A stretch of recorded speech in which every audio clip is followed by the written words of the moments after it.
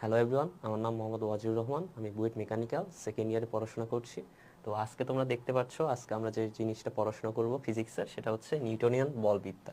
তো এই চ্যাপ্টারটা হচ্ছে আমাদের এই ফিজিক্সের অনেক একটা ইম্পর্টেন্ট চ্যাপ্টার। কিভাবে? কারণ খেয়াল করো, এই জায়গায় দুটা জিনিস আছে মূলত, সেটা হচ্ছে কি নিউটনিয়ান আর বলবিদ্যা। জিনিসটা কি?